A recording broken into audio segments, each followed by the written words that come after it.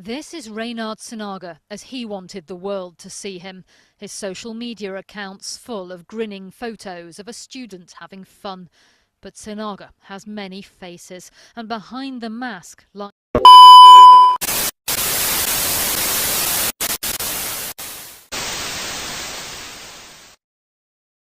Assalamualaikum warahmatullahi wabarakatuh. Kembali lagi di Majurnal. Malam Jumat Kriminal. Di video kali ini kita bakalan ngejelasin tentang kasus apa?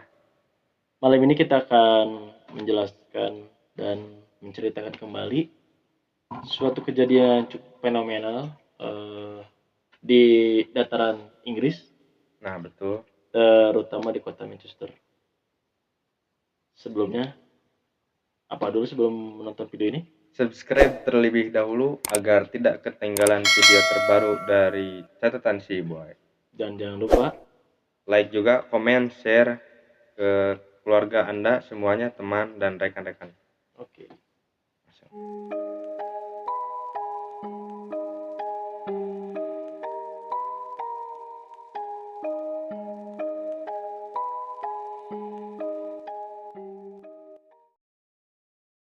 Pada 2 Juni 2017, pria yang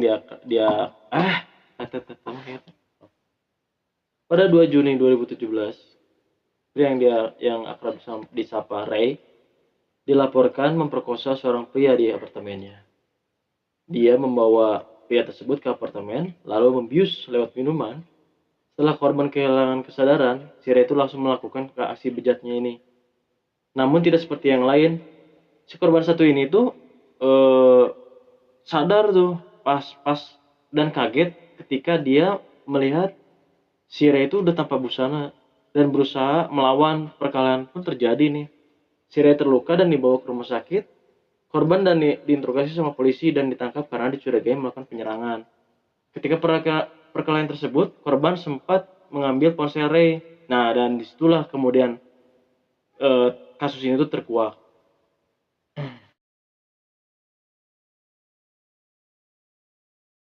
Reinhard atau nama lengkapnya adalah Reinhard Tambos Marulito Sinaga, lahir pada 19 Februari 1983 di Jambi. Di tahun 2006, ia merupakan lulusan S1 dari jurusan Arsitektur Universitas Indonesia. Reinhard melanjutkan pendidikannya kembali pada Agustus 2007 di Britania Raya, tepatnya di Universitas Manchester. Kemudian lulus S2 dari jurusan Tata Kota 2009, juga Sosiologi tahun 2011. Pada Agustus 2012, Reinhard sempat menjalani pendidikan S3. Berarti dia itu pinter banget ya, sampai melanjutkan ke S3 berarti ya. Iya.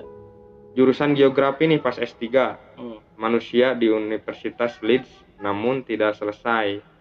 Kemudian pada Agustus 2016 ia sempat mengajukan tesis berjudul Sexuality and Everyday Transnationalism Among South Asian Gay and Bisexual Men in Manchester. Ketika itu ia tidak lulus dan diberi waktu untuk perbaikan atau revisi. Semasa hidupnya di Inggris, dia mengakui bahwa dirinya tuh seorang pria gay. Reinhard pernah berpacaran sekali dengan pria. Bapak dari Reinhard ini bekerja seorang bankir yang sehari-harinya ini kehidupan Reinhard selama ini tuh ditanggung sama bapaknya. Kehidupan dia selama berpendidikan di Inggris tuh Orang kaya ya? Orang kaya juga dia. Pada tahun 2006 diketahui Reinhard Sinaga itu merupakan lulusan S1 jurusan arsitektur. Reinhard juga sempat menulis The Dark Side of Me pada kata pengantar skripsinya. Tak lupa ia juga mengucapkan terima kasih pada pihak-pihak yang sudah mendukungnya selama ini, mulai dari teman, seangkatannya, keluarga, hingga kepada orang yang sudah mengetahui tentang sisi kelamnya. Jadi si ini tuh emang udah mengakui bahwa dia tuh seorang gay gitu. Jadi nggak menutupi gitu mah. Dalam buka-bukaan ya. Dalam tulisannya tuh, mami-mami peramalku, terima kasih atas sumbangan pemikirannya buat skripsiku ini dan yang selalu meramalku dengan gratis dan tahu the dark side of me. Everybody has his atau her dirty laundry, right? Kata dia tuh gitu. Ditulis di pas skripsinya tuh.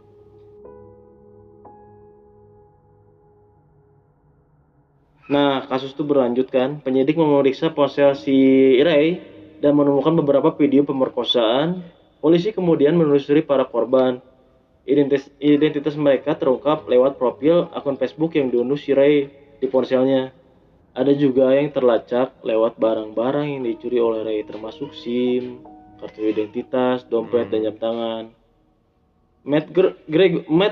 Gregory adalah detektif polisi yang pertama kali tiba di lokasi kejadian, di mana Reinhardt ditemukan babak belur tuh nyaris pingsan di apartemennya di Manchester pas Juni 2017 tuh. Si Gregory juga maksa nih buat saya tuh ngomong nih,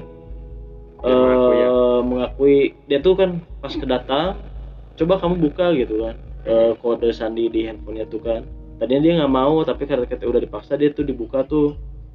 Pas dibuka banyak tuh video-video aksi bejatnya tuh, seorang pria celana melorot hingga ke pergelangan kaki dan tampak sedang diperkosa oleh Reinhardt. Pria yang persis ada di dalamnya. Penyelidikan ini dipimpin oleh 3 detektif polisi yang pada awalnya tak menyangka gitu bahwa kasus yang melibatkan Reinhardt tuh berjumlah itu sangat banyak, mah. Oh gitu. Dorothy Orr, salah satu detektif yang mengisahkan bagaimana Reinhardt tuh ngelak tuh pertama tuh tidak mengakui tuduhan-tuduhan saat wawancara pertama tuh, meskipun tuh di handphonenya tuh bukti video itu udah banyak, mengarah ke dia gitu. Udah banyak sekali jelas gitu. Sekali kan. Udah jelas sekali. Terus dia tuh ibaratnya begini, menangis, dia tuh kayak merasa tertuduh, terus menangis. Dia tuh ngomong itu victim lah gitu. Playing victim lah orang-orang seperti ini tuh gitu. Si detektif Dorothy Orr juga ngomong, jika Anda belum pernah bertemu Reinhardt, Anda tidak akan menyadari bagaimana dia tuh bisa memanipulasi Anda. Gitu. Bisa apa sih, membolak-balikan fakta gitu ya. Kimberly Hames Evans, detektif yang lain, mengatakan dia tuh menemukan 3 terabyte data. Aduh, 3 terabyte setara dengan 3.000. 3 terabyte 3.000 berarti 3.000 gigabyte. 3.000 gigabyte setara dengan data 750.000 foto, bukan 750 ya. 750.000 foto dan 750 DVD. Sangat mengerikan nih videonya tuh. Ada video demi video tuh pria-pria muda menerima kekerasan seksual dan diperkosa sama si Reinhardt. Ini cukup mencengangkan ya. Iya, ini sangat-sangat mencengangkan karena kasus ini tuh di luar negeri tapi dilakukan oleh warga negara Indonesia. Agak cukup disayangkan ya. Padahal dia juga memiliki cukup pendidikan ya. Pendidikan yang bagus gitulah. Dan pinter ya. Pinter lah, kelihatan pinter sekali ini. Akhirnya Ray ditangkap dan didakwa dengan sejumlah pemerkosaan dan kekerasan seksual. Polisi pun bergerak untuk mencari mereka dan tidak semua korban menyadari pernah dilecehkan oleh Ray. Para pria diminta untuk mengidentifikasi diri mereka dari tangkapan layar video yang menunjukkan serangan. Bagi sebagian korban, hal ini mengejutkan dan menakutkan karena baru diketahui bertahun-tahun. Iya, jadi si korban tuh di video sama si Reinhardt nih kan. Jadi udahlah, mereka tuh pingsan. Ternyata mereka tuh mungkin dikasih beberapa minuman. Iya, tadi kayak minuman-minuman kayak gitu. Terus ketika dia pingsan, terus diperkosa sama si Reinhardt, ya udah dia kayak bangun tidur aja biasa gitu. Padahal mah dia tuh sudah dilakukan apalah gitu kekerasan seksual oleh si Reinhardt tersebut gitu, dan divideokan gitu. Sementara bagi yang lain, mungkin itu menjawab pertanyaan tentang ingatan aneh yang mereka tidak pernah mengerti. Reinhard Sinaga dihukum seumur hidup oleh pengadilan Manchester, Inggris dalam 159 kasus pemerkosaan dan serangan seksual terhadap 48 korban pria selama rentang waktu 2 tahun dari 1 Januari 2015 sampai 2 Juni 2017. Sangat mengerikan sekali. Dalam jangka waktu 2 tahun dia sudah melakukan kepada 159 kasus pemerkosaan kepada pria ya. Di antara 159 yang tadi disebutkan oleh saya, terdapat 136 pemerkosaan di mana sejumlah korban diperkosa berkali-kali. Dari mungkin dari satu orang mungkin bisa beberapa kali sama dia dilakukan. Berdasarkan sistem hukum di Britania, di Inggris Raya, identitas korban tuh identitas pemerkosaan tuh termasuk nama tidak boleh diungkap seumur hidup kecuali korban memilih untuk membuka jati dirinya. Hakim Susan Goddard dalam putusannya menggambarkan Reinhardt ini sebagai predator seksual setan yang tidak akan pernah aman untuk dibebaskan karena kekejian dia ini saking gilanya dan banyak korbannya tuh si hakim juga menyebutnya predator seksual setan. Hakim memutuskan Reinhardt harus menjalani minimal 30 tahun masa hukumannya sebelum boleh mengajukan pengampunan. Goddard mengatakan para korban menyebut Reinhardt ini adalah monster, adalah gambaran yang tepat dan memuji keberanian para korban yang memberikan kesaksian di pengadilan.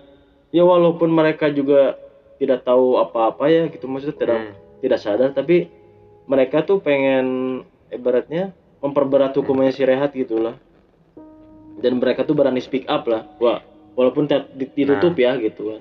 Mungkin ini yang kasus paling parah mungkin ya. Ya ini di Inggris ya berarti. Di Inggris termasuk pemerkosaannya bukan ke perempuan ya gitu maksudnya, ke laki-laki. Memang gitu. Itu tidak dibenarkan, cuma iya memang tidak dibenarkan. Agak gitu. Sedikit gimana aneh gitu kan ya, kelainan gitu kelainan dia gitu kan. Si Reinhardt Sinaga disebutkan melakukan tindakan pemerkosaan ini di apartemennya di pusat kota Manchester. Ia dengan berbagai cara mengajak korban ke tempat tinggalnya dan membius mereka dengan obat yang dicampur minuman beralkohol. Sejumlah korban diperkosa berkali-kali oleh Reinhardt dan difilmkan dengan menggunakan 2 telepon selulernya, satu untuk jarak dekat dan satu dari jarak jauh. Dalam sidang vonis, jaksa penuntut lain Simkin memaparkan dampak pemerkosaan dialami para korban. Salah seorang korban dipastikan hadir dalam sidang ini. Para korban mengalami trauma mendalam dan sebagian tuh mencoba untuk bunuh diri ya, karena merasa depresi dengan apa yang terjadi kan. Dia kan agak tahu gitu kan, tiba-tiba ada dipanggil polisi dengan kasus seperti ini gitu kan. Salah satu korban bilang seperti ini, bila tidak ada ibu saya mungkin saya sudah bunuh diri nih. Untuk kedepannya maksudnya apa ya, untuk kasus ini kita melihatnya ini sangat sadis sekali ya. Untuk kasus di Inggris sendiri pun tidak pernah, untuk orang lokal ya, Inggris pun tidak pernah ada kejadian seperti ini nih. Saking apa ya, bejat dan mengerikannya gitu lah. Ya, ini orang asing gitu, bukan warga negara Inggris, tapi dia melakukan kejahatan benar-benar gila, sangat luar biasa ini. Ini efek ke korbannya sangat mengerikan ini gitu. Saya juga lihat di beberapa sumber katanya si Reinhardt bilang gini, saya orang yang paling mengerikan kata dia. Gitu ya. Dia mengakui lah, setidaknya dia mengakui. Tapi kan tadi dia sempat ke penyidik juga sih, dia juga playing victim juga lah ibaratnya mah gitu. Dia seakan-akan jadi korban padahal dia adalah seorang predator yang sangat mengerikan. Simpulannya gimana nih hikmah di balik kasus ini? Kita harus berteman dengan siapa saja boleh, tapi hati-hati dengan orang-orang asing ibaratnya yang baru kita kenal gitu kan, tidak tahu siapakah dia gitu. Kita lebih baik ada sedikit jarak terlebih dahulu gitu. Jangan terlalu bebas lah kalau bertemannya gaul. Jangan terlalu percaya juga lah. Harus lebih difilter terlebih dahulu. Betul sekali. Ya, tapi tidak menutup kemungkinan yang baik bisa jadi jahat. Yang jahat bisa jadi baik ya, nggak tahu juga ya. Karena kan kejahatan karena ada kesempatan. Kejahatan juga kan tidak datang dari yang jauh, kadang juga kejahatan datang dari yang terdekat. Betul. Oke, segini saja video kali ini tentang Reinhardt Sinaga ini ya. Sangat mengerikan sekali. Jangan lupa like, komen, share, dan juga subscribe. Bagi kalian yang mau request kasus-kasus yang mengerikan dalam negeri atau luar negeri, bisa di komen kita di komentar kita atau ke IG aja ya, ke Instagram aja lah. Nah, nanti kan ini tayang Kamis. untuk hari Sabtu jangan lupa jam 8 ada Explore Weekend. Explore Weekend, dan hari Selasa ada Explore Misteri. Nanti nih Explore Misteri kita bakal seling-seling ya, Ya, sama wawancara misteri. Jadi kita keluar juga Explore Misteri dan ada juga kisah-kisah langsung dari narasumber untuk kalian semua gitu. Dan kita mau mohon maaf nih, Selasa kemarin nggak bisa betul. tayang terlebih dahulu ya. Ya karena kita juga ada kendala kesehatan, jadi tidak betul. bisa hadir untuk kalian. Terima kasih sudah nonton video ini sampai habis. Ya. Sampai jumpa di episode Majurnal selanjutnya. Bye-bye. Bye-bye.